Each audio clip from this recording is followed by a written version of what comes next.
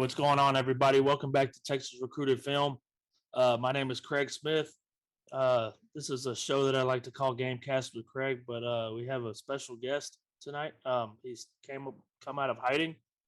Um, we have Mr. Texas Recruited himself, Chris Wash.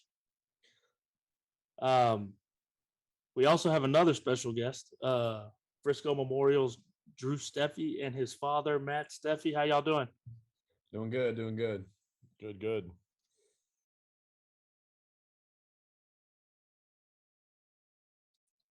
Drew, what kind of advice would you give kids younger than you, or you're like your brother Dylan, someone his age? What kind of advice would you give them about the recruiting process and just the grind of becoming a four-star high major recruit?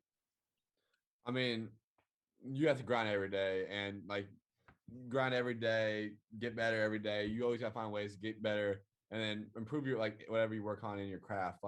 Certain things, if you're not good at something, you gotta get better at it. I growing up, I wasn't ball handling or anything, but I had to get better at it. And I feel like I'm a really good ball handler. Can play point guard, play combo guard, and then I feel like you have to think the game as well. Like you have to really know what you're trying to do on each play and how you do that. And the last thing would be you gotta play with a chip on your shoulder. You gotta go out and you gotta go kill every game. All right. So what made it your decision to want to go to Tech? It came down to three things: coaches, the fans, and the fit. I mean, all the coaches are great. There's a ton of them. Probably 20 plus coaches I've met at Tech. I love every single one of them. They all treat me like family down there. And then the fit style of it is just they have what I need and they have what I want. And then it's the best of both worlds. I need to go work, get bigger, stronger, get better on the defensive end, and they teach that to a T. I mean, they're the number one defensive team in the country. And then they have they need shooters, and I feel like I'm one of the best shooters. I feel like personally I'm the best shooter in the country. So that's that. And then lastly is the fans. I mean, the fans are crazy. I love them so much. Love every single one of them. They treat me like family, and I mean I love them. There's a good interesting fit where we say this all the time. Where they need what Drew has, but he needs what they have, right? So point of that is the high IQ defensive style that they play, it never creates mismatches that the people think that it creates. Coach Adams is, very, very specific on the rules that he has on the defensive side. And he loves long guards, and that's what Drew is, right? He can get switched onto a big, get off the big. There's a lot of help. And I said this earlier, but they're going to break the Big 12 record for worst 3-point shooting percentage in the history of the conference. And they're probably a 2 seed in the tournament. And they're ranked 9th in the country right now. So you bring somebody that can take shots and make shots and, really gets guarded as a shooter, which creates a bunch of mismatches when you're playing kind of 4-on-4 basketball, and then have it where it's a high IQ defense, not like Drew's on an island guarding a kid like a Davion Harmon, who, we obviously talked about earlier in the Big 12. I still beat Davion one-on-one. but it's really take away the middle and get switched on to bigs and be able to get off a big and then kind of maul the baseline. And those are things that Drew can do at a high level because of his length. And those are the things that make Tech a really, really good fit, where I think people that don't understand basketball or don't really read into how they do things may think it's a bad fit for us, but it's actually probably the most ideal fit of anybody that recruited them. All right. Hey, Drew, listen, man, there's a lot of Tech people that follow this page, and like you said, the Tech fans are crazy. So tell them what they're getting with you, man. Tell them a little bit about yourself. Tell them what they can look forward to. First of all, they're getting a winner. I mean, I'm going out to win every single game without a doubt. That's my main goal in my mind, is to win a game. Whether that's me playing on the defensive end hard and not scoring a lot, or whether it's me going to score 25, 30. That's what they need me to do. Max levels lead had a so whatever I need to do. All right, CJ Luster. Sorry. Kyron Lindsay. Really developed talent there. Sorry. Whatever they need me to do, I mean, I'm going to go do it. It's going to be a winner. And then also on my offensive end, I'm honestly known as a shooter. So I'm gonna keep shooting, but like I feel like I bring so much more to the table than that. Even on the defensive end, I feel like my rebounds very underrated, and just as well as my passing is underrated too. So I feel like I bring a whole package, and I'm gonna give it all my all when I go there. Hey, I, I, I'll add something. I'll add something to that. Drew's most undervalued asset is that he can recruit his ass off. So there's some kids that we're working on, right? And you guys probably know who they are, but like that, being able to go create a class in the class of 23. I mean, you always, like, I grew up in the Fab Five era, right? And I'm not saying that's going to be what it is. Like there might not be 5 kids that start as freshmen, obviously, because of how college basketball is built these days, but there's going to be a few more kids that are going to commit and sign with Tech that are they're going to be monsters and pros that ultimately want to go hoop together, play together, grow together, learn together, get developed together by their strength coach, by their coaching staff. And that's the part where, I say it all the time. Tech is the only basketball school in the state of Texas. Every other university is a football school first and then basketball second. Tech's basketball first and everything else second. So it's the only basketball school in our state, which arguably has the best basketball in the country happening right now. Us, probably Georgia and California in that order.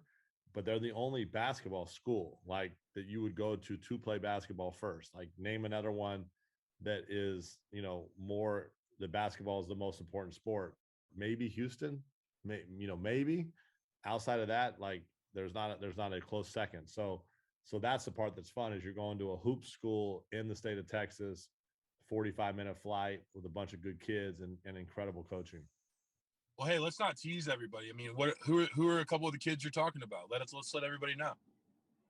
I mean, the two main ones right now, KJ Lewis and Brandon Garrison. I'm going to get them. Like, I'm texting them every day. We're talking about it. Like, I want those two of my best friends, two of my guys. Like, we're going after them. Don't worry. Yeah, and they like playing with you. Yeah. I mean, I love playing with them too. Like, I've had a blast every time I play with them. So, well, the good thing about it is Drew might be the only person that's ever passed the ball to Brandon in any kind of Nike YBL season. And KJ is super unselfish and a dog, obviously. Both those kids are you couldn't really honestly pick a better fit for what Tech does than what they bring to the table. It's like, it's really, really an ideal fit. And look, if those kids decide to do something different, there's some other great kids that are out there, but those are the two that are really, really interesting. And if they can somehow pull that off, to be able to get those three in the class of 23, it's going to be really fun. Yeah, that'd be crazy. It'd be a huge class. Matt, what's some advice you could give to some parents about the recruiting process, or something that you might have done, you wanted to do differently, or something that you've learned throughout this process? Yeah, I mean, I think it's a couple things. One is, I think just honesty, right? Like, we were really honest in the process. We had, we cut it down to 5 really fast. There was 15 or 20 other schools that were really interested. We got down to 5. We told all 5 of those schools that we wanted to commit, that he wanted to commit before April 1st, kind of before the transfer portal opened up, and find the right school that wanted a freshman, that does what Drew does in that class of 23. And we kind of, I guess the best advice I can give is, we kind of took control of the process versus letting the process control us. We were very honest and very forthright in what we were looking for. And, ultimately there was a couple schools that fit all those criteria. Like we said, one of them was Xavier. The other one was Tech. And ultimately Tech, wanted Drew more. Like, it just is what it is. And, I'm very aware that the transfer portal is very, super scary. There's 250 to 300 kids that'll be in the portal that do and could compete at the level that Drew wants to play at, and are older and stronger and those kind of things. So it's really important for us to find the school that really, really wanted him the most and knew that was coming, and vice versa. So I think that the best advice I can give is the fact that we took ownership of it, and we looked with a very honest lens on like what he wanted, and we weren't scared to tell people that, right? We didn't get caught up in the hype. He gives literally zero, zero F's about the hype. Like he doesn't care about it. This Doesn't is an matter. uncensored podcast. Yeah, he gives no fucks about rankings, hype, social media, anything. Like it's hard for me to even get him to post something on social media these days, and there's a lot of people that really do a great job in covering him. He just doesn't care. So like ultimately it was just about the right fit and the timing for him, which is important, right? Like if Drew decided to wait through the summer, then that probably changes the mix of schools that are interested. But Tech really realized that they wanted what he had in that class. They also realized that he's a kid that other people want to play with. So I think that they're smart enough to see like, hey, we can go out and get some really good kids. I mean, even to the point of like Tech's an Under Armour school, and we've been Nike, as you guys know, forever. And but we found some Nike gear today on one of the websites. So like, when Drew's rocking Texas Tech gear on the EYBL in warmups, it'll be like, Texas Tech just do it type of stuff. So just things that are like fun that the kids love, that other people are drawn to.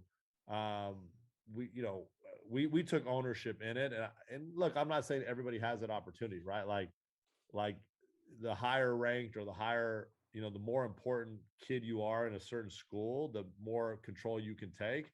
But Drew had the opportunity where he had 6 or 8 schools that really wanted him, and we were able to be very forthright with those 6 or 8 schools on timing, fit, all the different things that he can bring to the table. So I would just say that we were honest and we took control of the process as a family. He took control of the process as a kid and really like told people this is what I'm looking for. And Tech was the best fit. And it wasn't even, candidly, it wasn't close. When it was all said and done, we kind of looked back on it a couple of days ago, and he was down to a 5, but Tech was like, if you do a plus minus list, which, when I was coaching college basketball, I used to tell kids to do, like, do a plus minus list, like, environment, campus, social, girls, just all the things that are important to a kid that's 17 or 18, like make a plus minus. And if we did that, which we didn't, because Tech was by far and away the perfect fit, like it would have been by far and away the perfect fit, even on a plus minus list.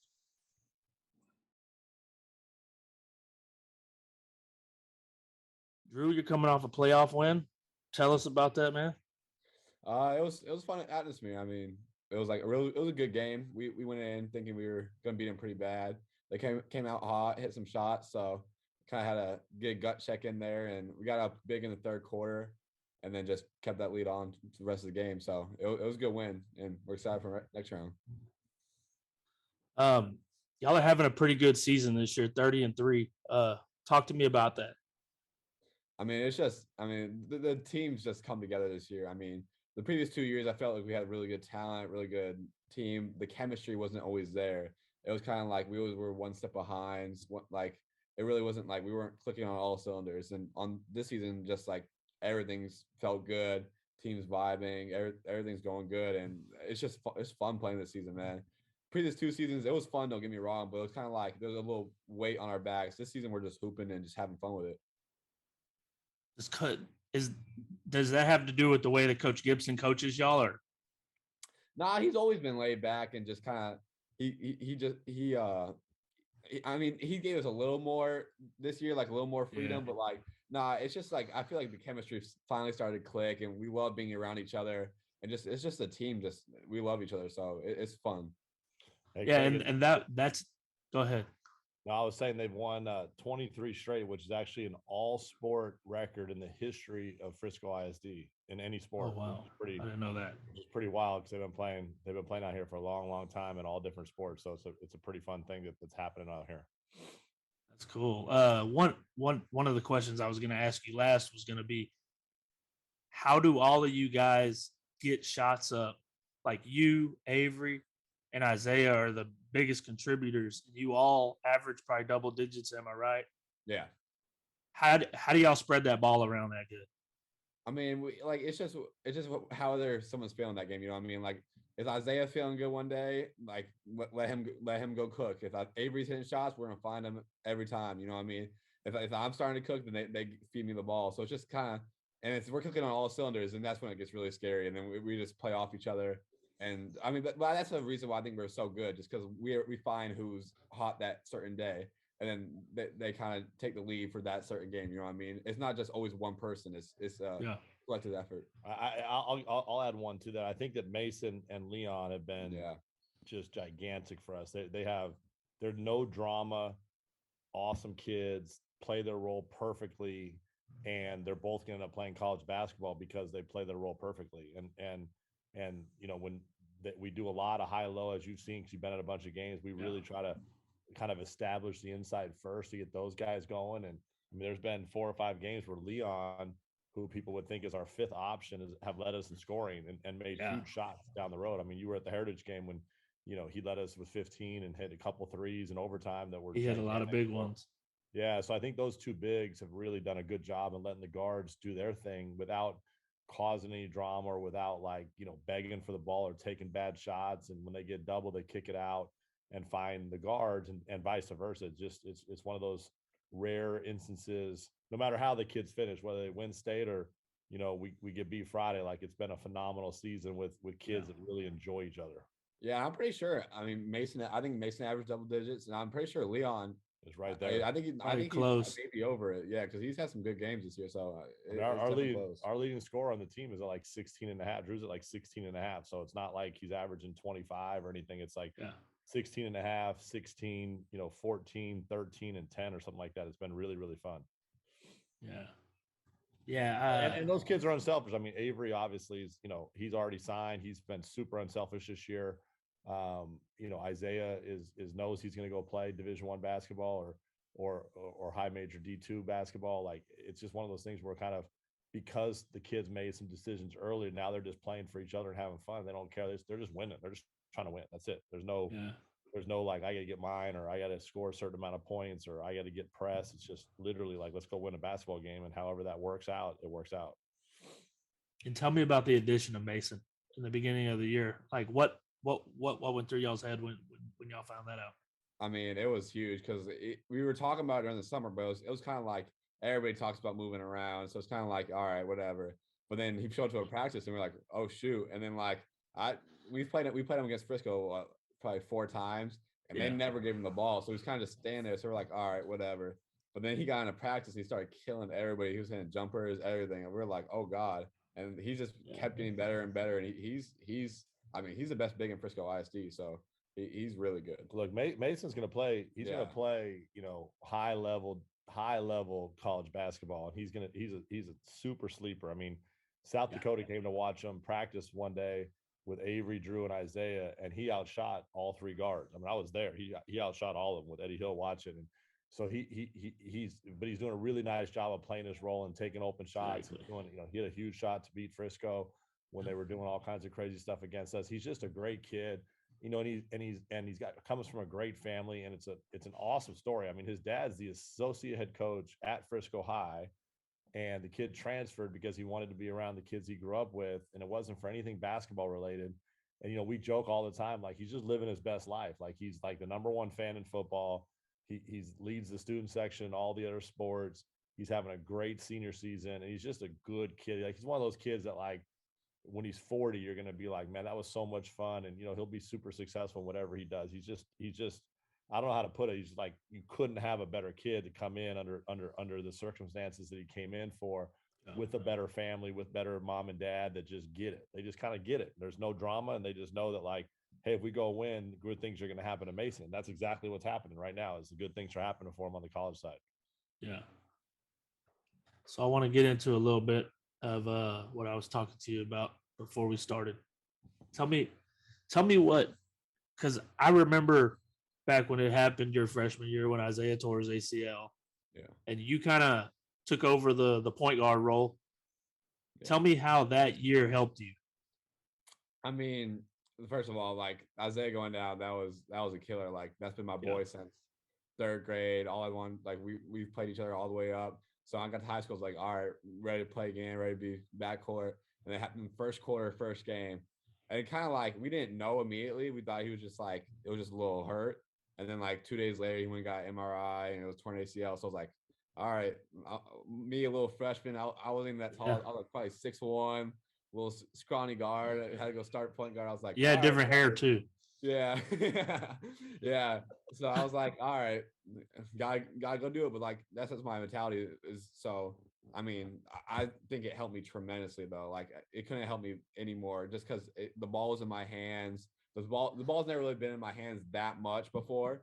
And as a freshman, it was in a varsity level. So it was I think it helped me a ton in my development and everything, and just also my IQ and my passing skills as well. Yeah, I think the one thing that people don't know, or maybe they don't, maybe they do know, you're a great passer. Mhm. Where does that come from? He loves it, man. I get mad at him sometimes, but he'd rather pass and shoot. Man, because some of them are like, oh damn. No, I just love getting people involved. Like it is kind of weird because like I'll hit a bucket and whatever, like I'll get hyped with it, but like when I can throw a dime, like I don't know, it just like it gets me a little more hyped than even getting a bucket. It's just because like you're getting somebody else's shot. So I mean, I love the pass. Like I can pass all day if I wanted to, but sometimes I gotta go score. So And look, they work on it, right? Like, Drew's been with Tyler Rell for over 3 years now, and they work on that in workouts. I mean, it's not, it's not a secret. Like when you go to their workout and you sit there and you watch them, like I've watched them for 3 years, they work on, PNR, and they work on how to pass out of PNR, and they work on, skip passes and drawn help and all that stuff. So part of that is the training, right? Like you look at the kids that Tyler trains, like Liam McNeely is a great passer. RJ is a good passer. Trey Johnson is a good passer, even though he's like a natural born killer scorer. He's still a great passer. All the kids that Tyler's trained, look at Isaiah Stevens, Barrington's brother. I mean, he's one of the best point guards in the world right Trenton now. Walters, Trenton Walter, Davion Harmon, like all those kids know how to pass. And, all of them came from basketball families, but ultimately when they get in the lab, they work on it. They really, really work on pick and roll and high pick and roll and spread passing and drawing help. And the way people defend Drew, it's like it's I mean, I don't want to say it's easy, but like he gets so much attention that like making the right pass and the right basketball play is pretty easy because of the attention he's getting and how many people, try to double him and things of that nature. So it becomes like a little game of chess, and he's grown up in the basketball family. We watch a lot of film, but I mean, I give Tyler a ton of credit for that. Just the ball handling, the getting the space, and then making the right basketball play and not worrying about scoring has been a lot of Tyler. Talk to me how much time do y'all spend in the gym? Because I've seen y'all on Twitter before, and you were at Tyler Rell's place like 10 o'clock at night. yeah, I mean, yeah, like before the off season, we were in there a ton. I mean, 3, 4, 5 days a week. You know what I mean?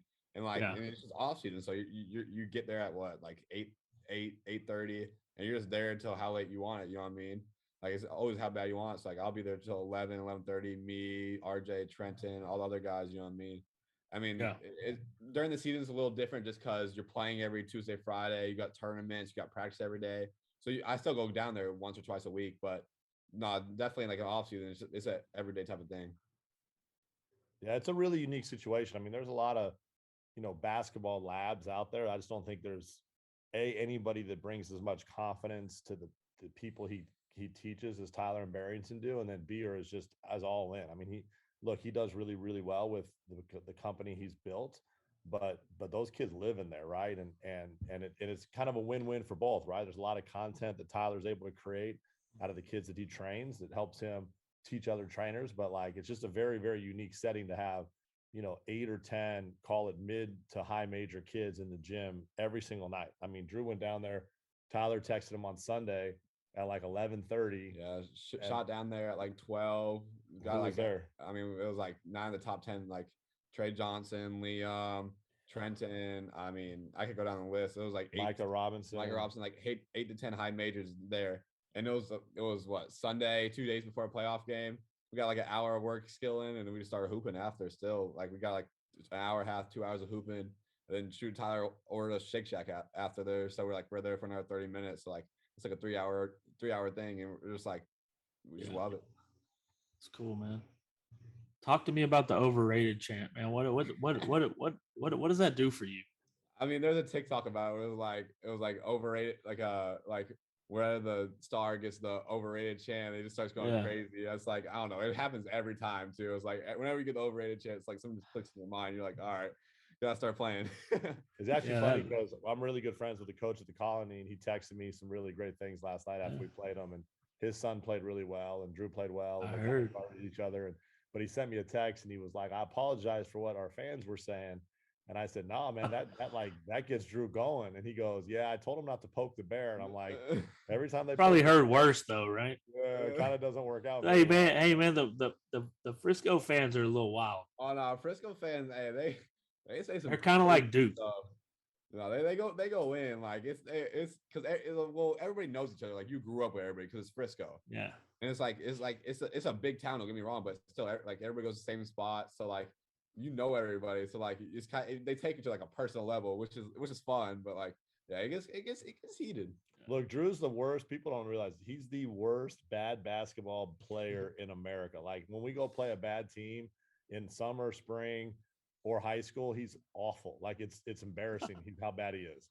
But when you play when we get ready to play Friday against Lancaster, like it's on. Like it's just the way he's kind of wired. He loves it. And so when people start really talking and coaches start talking and it's all that, like he just kind of kicks it up to another, to another level. Like we played at Richardson this year, and they have a great fan base, and they were on him pretty hard. I mean, he had 35, and it had a blast doing it. I think that's the part that it's all fun, right? Like, and that's part of the draw for Tech was the fans. I mean, it's just they're crazy down there, and I just keep imagining Drew hitting 4 or 5 threes and a half, and doing all of his antics and all of the stuff, and just like hearing those fans lose their minds. It's going to be a lot of fun. Matt, talk to me about the process of being a parent during his high school stuff and not doing the coaching side anymore. Yeah, I mean, look, I did it, as like I had my own EYBL program. I mean, they've asked me for the last 2 years to start it up again, and I've literally said no both times. And I just wanted to be a dad, and I think part of it was I saw what happened with Justin Webster, Jeff's son from Pro Skills. I saw what happened with Austin Grandstaff, Wes's son from Texas, Team Texas. And I actually felt like that they didn't get the respect that they deserve. I think that Justin specifically, I think Justin's a hell of a player. I mean, he's doing great at UNLV right now. He's freshman of the year at Hawaii when he was out there in the Big West.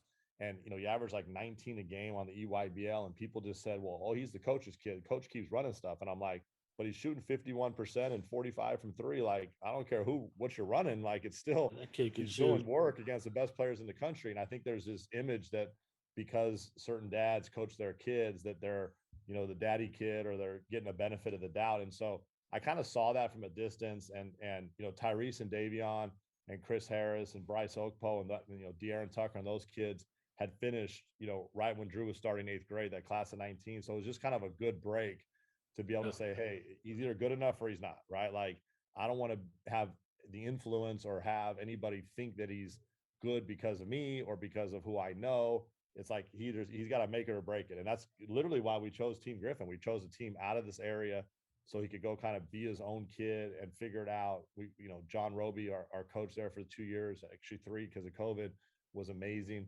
And it just, he was able to go be his own kid. And I was able to kind of, not be kind of, the asshole on the sidelines to some level, and just kind of stand in the corner and do my little film and kind of, be the nervous dad. And it's been really good for us because like, I'm not a good coach for him because I'm, it was hard. I mean, like even when we had the teams with like Kaysen and Amari and Isaiah and, Man and Mike Neiman and those type of kids, like, Drew would start. He'd always be the first sub. I'd always be harder on him because I didn't want anybody to think that I was playing favorites. And, and he was still really, really good at that point, but he wasn't what he is now. So it's been really fun. I mean, it's a little bit of an I told you so, where like, when I got out of it, he was 6 foot. He was the white stand in the corner shooter.